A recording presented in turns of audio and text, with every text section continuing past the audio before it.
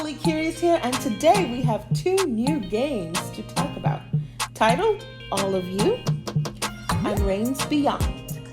We played about an hour of each of these, and we definitely have our first impressions. Agent Intercept has also been updated with new content, and we give a quick review of South of the Circle. So with all that said, let's get on with the show.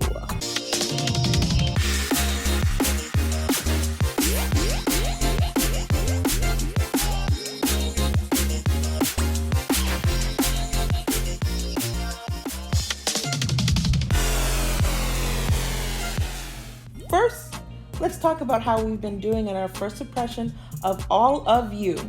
Anybody else feel like singing the song? No? Okay. And Reigns Beyond. All of You is a really interesting puzzle game based on several circles that appear on your screen. You have to help your lost babies get back to you. Aww. You do this by tapping on the circles. Tapping on them activates the mama chicken to walk through the circles and activate the actions that each circle has. Sometimes you might have to swap circles to avoid creatures and objects that can kill you. You can also flip the circles in order to reflect objects that reside in the circles. Sometimes you'll need to use that to get to the other side. Reigns is a card-based narrative game. This isn't the first Reigns game. There have been a total of 4 Reigns games, and all of these have been really popular because it looked like a made-for-mobile type of game. This one appears to be based in space with alien characters. The characters and stories are very similar to something like Star Trek. The gameplay is based off of decision making, so you either swipe the card to the left or right based on the answer that you want. Depending on the answer you choose, you can either keep going with the story or eventually die if your meters get too low. If this sounds cool to you, definitely give it a try. We'll have more in-depth thoughts on both of these games next week. Alright, with that out of the way, let's talk about what updates were brought over to Agent Intercept. There have been a new chapter added.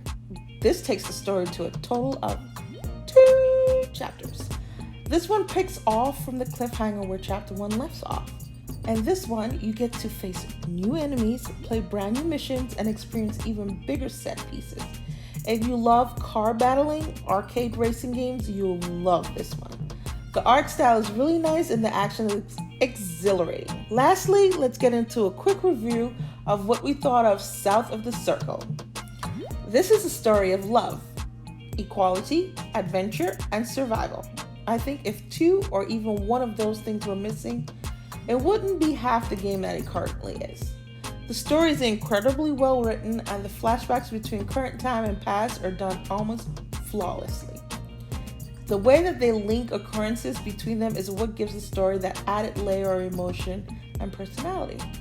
You really get to know the characters and the struggles as you make it through the game. The music is added amazingly well. It swells in sound and emotion when the scenes call for it. That, mixed in with excellent voice acting, make the story a must play through. Well, we're not going to say too much about the story as to not ruin it for you. But the current situation they're going through is about adventure and survival. You've crash landed into the Arctic with your pilot, though it seems like you've been here before, because as you make it through the Arctic environment to search for things, you get flashback of what it used to look like. As if your reason for being there again is that you're looking for something or somebody, but what you find is what looks like a bomb testing facility for a few different countries. The flashbacks are about love and equality. You end up falling in love with the person that helps you with the research. Most of the story is you trying to convince your boss that the girl that helped you deserves her name on the research as well. It's really commendable how persistent he is at convincing his boss to give her credit. Sounds like love. This combined with what seems like a story about war and deception makes it a truly interesting game. The little interactive pieces make you feel like you're a part of the story.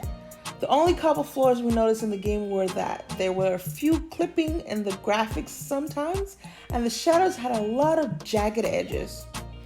This pops out at you because the artwork is otherwise crisp and very nice made. Other than that, this game is definitely D-Life HD approved, and we can't wait for the next part. Alright guys, thanks for watching. Let us know what your thoughts on this week's new games and updates. Let us know what you're playing in the comments below, because we really want to know. We love talking to you guys. You can also talk to us even more in our Discord service. Info will be in the video description. Remember to like and subscribe for more videos like these. Lastly, check out our Twitter account for gameplay of the latest releases.